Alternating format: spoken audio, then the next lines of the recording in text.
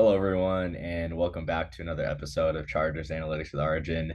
Coming off the heels of a very exciting week 1 game, a game that probably got closer than it should have, but Chargers pulling out the win, beating the Raiders by 5, covering the -3.5 point spread that was set for this game. Overall, just my quick thoughts about that. I think the Chargers defense played pretty well. I think there's some issues that I definitely want to see cleaned up.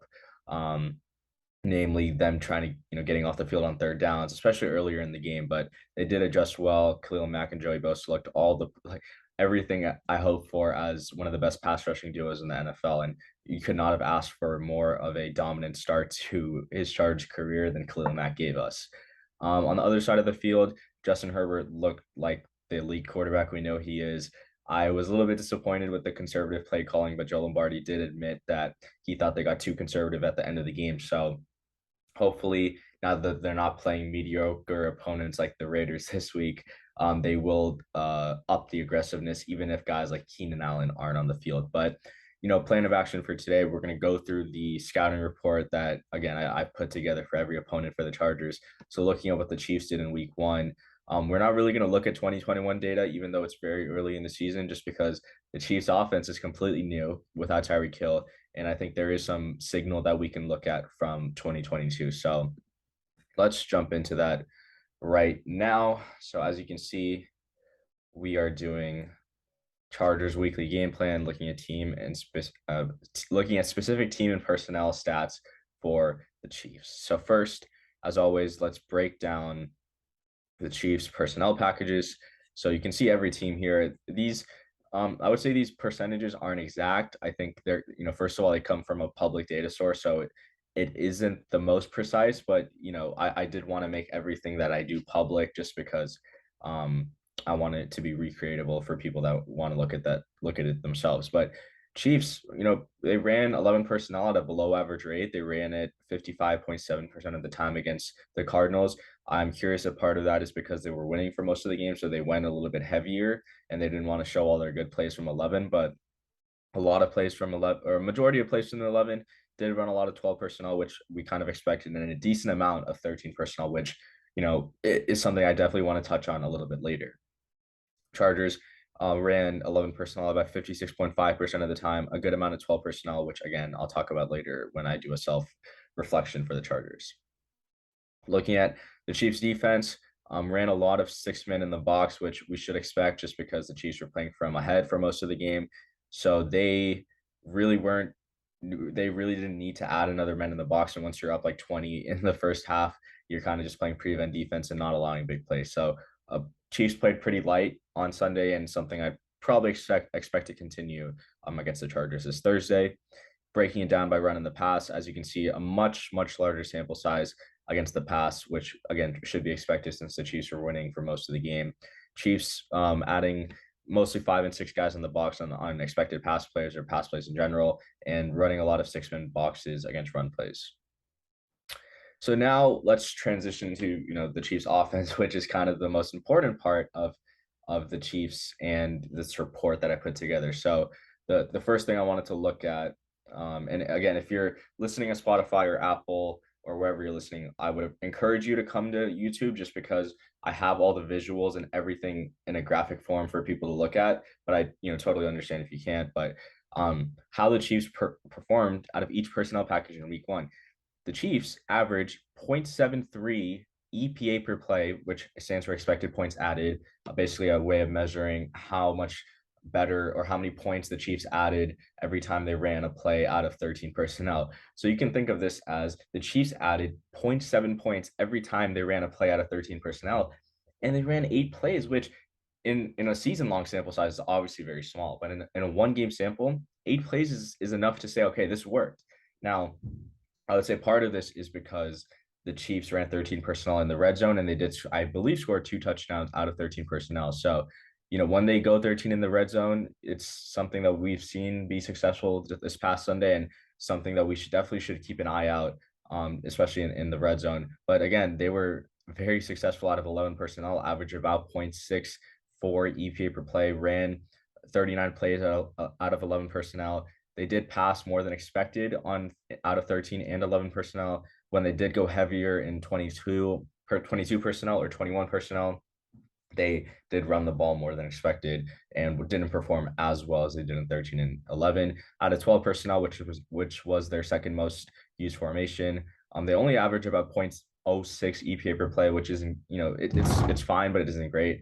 But they did pass a ton over expected out of 12 personnel. So it's definitely something to keep in mind. Now, looking at the Chiefs depth chart and like how each of their players were used in terms of snap counts.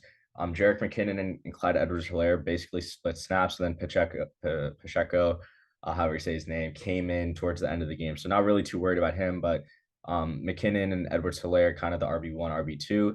In terms of the tight ends, it does seem like Noah Gray is the preferred tight end out of 12 personnel.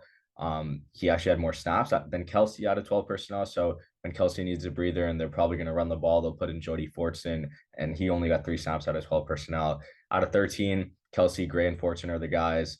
And then again, like out of 22 personnel, when Kelsey needs a breather on offense, they'll take him out and put Gray and Fortson in the block. So kind of, again, these are things that if I was presenting this to a coach on the Chargers, I'd be like, okay, when Fortson and Gray are in the game and Kelsey's out, I'd run a little bit. I'd have to check this a little bit more, but there's a higher chance that they run the ball because Kelsey's out and they're giving Kelsey a breather so he doesn't have to block. So when they're passing the ball, he has his full energy and his full strength on the receiving end. On the receiving side of the ball, in terms of receivers, MVS, Juju, and McCole Hardman were the preferred receivers by the Chiefs last Sunday. MVS and Juju were the guys in 12 personnel that were used the most often. Hardman and Watson did rotate here and there. Out of 13 personnel, interestingly, McCall Hardman was the only receiver that got snaps. So, I think when they're in 13, they kind of know they're going to be a little bit heavier and have a lot more possession receivers. So they get someone like Hardman, who is probably the best field stretcher out of all of these guys and has the most juice in terms of short field quickness. So that's an interesting tidbit. But again, you can pause the screen if you want to and dive into this a little bit deeper. Now going into how the Chiefs performed out of each offensive formation. So to no one's surprise, very successful out of shotgun, very successful out of empty, and very successful out of single back. Pretty much the 3 major formations they ran their plays out of on Sunday against the Cardinals, they were extremely successful. They threw the ball way more than expected, and you can see in this pass rate over expected column, they threw the ball way more than expected out of shotgun and empty. But when they were under center, they did run the ball a little bit more than expected. So that's definitely something to keep in mind. Again, with the Chiefs, it's tough because a decent majority of their game, or decent, not majority, a decent part of their game did come in this garbage time era where the Chiefs were kind of up by like 20, 27 or 28, and they weren't really showing off their offense. But it is notable that they were extremely successful out of shotgun, out of empty, and out of single back, averaging 0.6 0.6 EPA per play out of shotgun, 0.4 EPA per play out of empty, and 0.4 EPA per play out of single back. Even though out of single back, they did run the ball more than expected. They were pretty bad in I formation, but again, only one game of data to go off of. So nothing too notable from that. In terms of their defense, going back to that, the Chiefs did send a decent amount of pass rushers. So they sent an average of 4.29 pass rushers on every pass, which on defense, which ranked 5th in the league. They did blitz at the 9th highest rate in the league, blitzing about 21.7% of the time in week 1 against the Cardinals. So this is an issue that I brought up on the team, the whole guilty as charged week 1 review episode on Sunday, that the Chiefs blitzing is going to require the Chargers to have guys that can get open immediately. And that's what Keenan does, but no one else can really do that. So guys like Josh Palmer or DeAndre Carter really need to step up in that area to where Herbert has an outlet when Spags sends these exotic blitzes or exotic stunts or twists that he normally does, because the Chiefs are going to send a lot of guys more often than the NFL average. The Chargers kind of just league average team in both categories in terms of average pass rushers and blitz rank. This is a table I like to look at, but isn't like too notable because it's only 1 game of data. Patrick Mahomes threw to the left most of the game against the Cardinals. Interestingly enough, he only had three throws deep in the game against the Cardinals, and all of them went to the left side of the field. So that's kind of where we'd expect him to take his shots. He's not really going to be throwing right, even though he was really, really successful throwing right, even though I think most of that came from end zone opportunities. The the best receivers from the Chiefs using EPA per play or total EPA actually as a proxy. Kelsey, pretty much added 11.6 points to the Chiefs on Sunday. Edwards-Helaire added, or his total EPA was 6.2. Marquez Valdes-Scantling total EPA 4.8. Juju 3.1. And then it's just a whole bunch of like, okay, they kind of added something, but it wasn't anything too important. So obviously we know the top weapons on the Chiefs are Kelsey, MVS, Juju, and Hardman, and Edwards-Helaire is nifty out of the backfield. Definitely something or someone that we should be on the lookout for. This data, I couldn't really. It's important, obviously, but it isn't full yet. Unfortunately, the public data set will have some errors here and there, and obviously the Chiefs ran the ball more than 13 times, which is what the graph indicates here. But that's just the sample that I had to work with. So the Chiefs pretty bad running the ball left. So this is running behind Tooney and Orlando Brown, which is pretty interesting. Would have thought that they do better running left than right, but again, I might be wrong there. I do believe Trey Smith is questionable coming into this game. Again, I'm recording on Tuesday, so at the time he was questionable.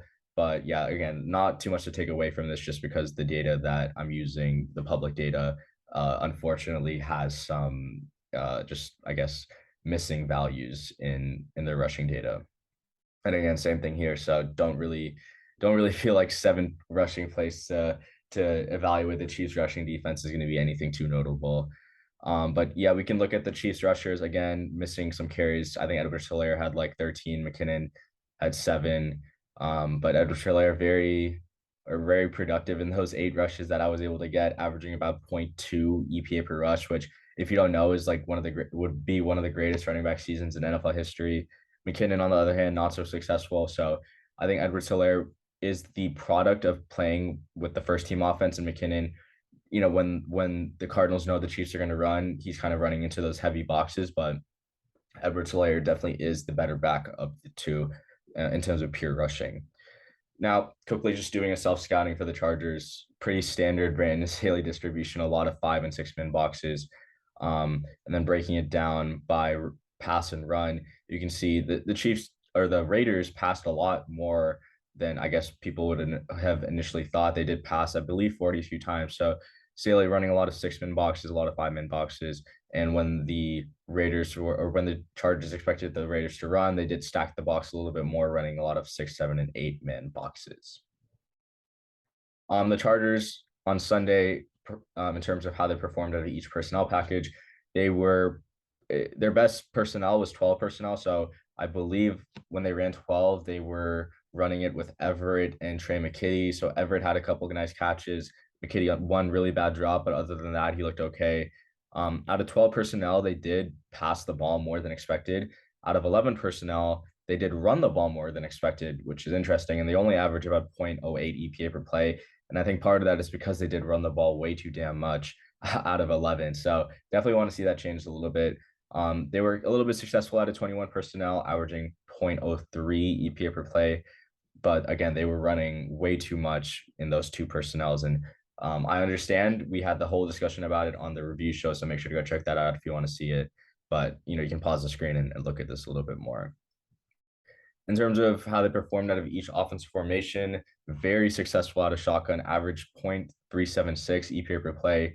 They ran a play out of shotgun about 33 times, and they did throw more than expected out of shotgun. So, things that we'd expect to see things we'd expect to see going forward, and be able to continue this trend of being very good out of shotgun and passing more than expected. Definitely going to need that against the Chiefs, because you want to give Herbert all the time and ability to see the defense before he hikes the ball, especially with how exotic Spagnuolo likes to play his defense. And going back to this table, how the Chargers perform throwing the ball to each part of the field, again, not the best table to look at in the first couple of weeks of the season, but definitely something I want to look at, and just to get some insights about where Herbert was throwing it. So a lot of throws to the right side of the field, and some throws left and short. He was again very successful throwing the ball deep. Anytime he threw the ball past 20 yards, the offense added about 5 points a play. And throwing the ball over the middle was really successful, even though he didn't do it very often, which is again, I think, just a product of Lombardi's offense rather than Herbert's decision making. Um, the last two graphs are about the Chargers rushing, which again, the sample size and the data is a little bit skewed. So don't really want to go too much into that just because I don't think the data is too accurate. But the final three things I wanted to talk about, just some graphs on Twitter that I thought were notable. So going back to sharing my screen, you can see here in this graph, we're looking at every team's pass rate over expected. So basically, given the situation of the game, what is the percentage chance that we'd expect a team to pass? And then we look at how much they passed above or below that expectation. The Chiefs, to no one's surprise, passed the ball at the second highest rate over expected. The Chargers, right around league average, hovering a little bit above that and passed more than expected. We want this number to be in the top seven, top six, just because you want to lead into the strengths of Justin Herbert. But Brandon Staley, I mean, I'm sure he knows already, but the Chiefs are going to be throwing the ball. The strength of that team is not running the ball, it's passing the ball. So Staley got the guys up front to play the light boxes to invite the Chiefs to run, and we want them to run. Hopefully, if they do run, they do get stuff, and we put them in those expected pass situations. But yeah, Chiefs are going to be running the ball or passing the ball pretty much all game. And this graph by my colleague Timo Riske is one of the best graphs out there. He'll put it out weekly, but as it loads, it's basically looking at how often teams convert every set of downs into a first down or a touchdown. So Chiefs converted 89% of their set of downs into touchdowns or first downs, which was first in the NFL by 6%. The Chargers, 72%, which is 1% above the league average. The problem with the Chargers is only 8% of their first downs they converted into another first down or a touchdown. That was the second worst mark in the league, only ahead of the Cowboys, who, if you didn't watch Sunday Night Football, looked awful. So I talked about how Joe Lombardi needs to be throwing the ball a little bit more on first down, and you can't be as conservative on first down because you want Herbert to have three downs to pretty much make a decision on what is the best way to get a first down. And usually the best way to get a first down for the Chargers is going to be throwing the ball. I understand if the run game's working, you can lean on that, but it wasn't working. So I hope the Chargers can improve this percentage. You definitely want to be in, again, the top 6 or 7 for this. But the Chiefs are going to be able to I'm expecting them to be able to move the ball at will, and they did that against the Cardinals last week. Final graph, looking at quarterback, the ability of a quarterback to take sacks versus not take sacks. So as you can see, Herbert, his blocking wasn't I thought it was okay against the Raiders. But some of the advanced metrics didn't really like it. Said the Chargers were a below average pass blocking unit. So Herbert did save about 2.5 sacks on his own. He didn't get sacked at all.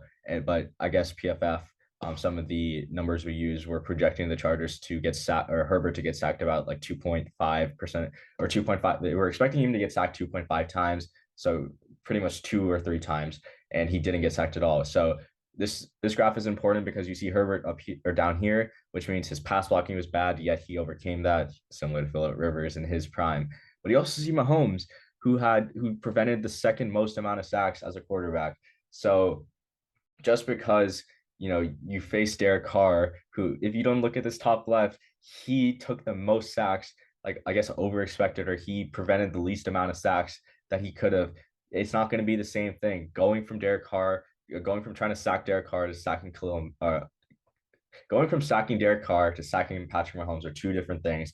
And it's something that I hope Khalil Mack and Joey Bosa are ready for, because as they probably know, sacking Mahomes is not the easiest thing in the world. So even if they get a ton of pressure, I'm not really expecting a big sack game. And I do think it's going to come down to coverage, which I'll talk about right now in my kind of preview, my prediction for this game. So the Chiefs at the time of this recording, wow, I can't speak right now. At the time of this recording, the Chiefs are about 4.5 point favorites. At the time of week 1 starting, the Chiefs were -3, which means they're expected to win by 3 or more. Now they're -4.5. It's probably going to go to -5 by Thursday, which is pretty much the book signaling they think the Chargers' injuries are significant, which I do think they are. Not having Keenan is big because Spagnuolo is going to force Herbert to get the ball out quick, and if no one's open, then that's going to be a problem.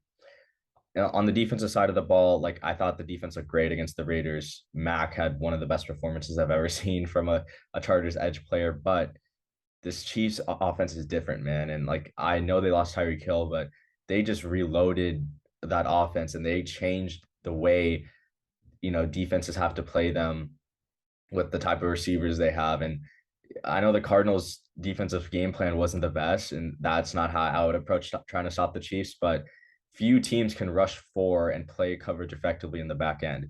If the Chargers have J.C. Jackson, I'll feel much better about this game, and I'd even say take 4.5. But if they don't have J.C. Jackson, they don't. I'm not sure if they have the guys on the back end to hold up. I know Derwin's if he gets matched up on Kelsey for a majority of the game, Kelsey will probably get locked down. But it's the other guys I'm worried about. And while Asante did have a really good pick, he did allow 100 yards to Devontae Adams, and no one on the Chiefs is Devontae Adams, but Andy Reid knows how to scheme people open like no other. So I am a little bit worried about that. And not having JC Jackson just means a higher potential to have weak links in the secondary, which do matter. So I think at the end of this day, the game comes down to whether the Chargers can contain Mahomes in the pocket. Because I think if he breaks the pocket, like which we've seen every year, the Chargers have played the Chiefs, he'll break the pocket. The Chargers will miss a sack opportunity, and then Mahomes will make some crazy off balance throw for 30 yards to Kelsey or something. I think the Chargers can contain him, keep him in the pocket, force him to hit the checkdowns and wrap up and be able to stop the run on early downs and force the Chiefs to run. I know it's asking a lot. That's how they'll win. And I even without Keenan, I think the Chargers will be able to score points against this Chiefs defense. And now they're missing Trent McDuffie. I just think if they keep an aggressive mindset, pass more than expected, pass on early downs, pass often and early, I think they'll win this game.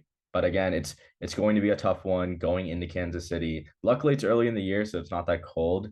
But the Chiefs in the early part of the year, the offense is one of the hardest to figure out. And I really don't know if the Chargers are going to be able to do that, especially without JC Jackson, most likely without JC Jackson. But appreciate you guys staying till the end of this episode. I know it's a long one, but happy to keep doing these every week, giving you guys an insight into the Chargers opponents through an analytical lens. So hope you guys enjoy the game on Thursday. I know I definitely will. And as always, bolt up.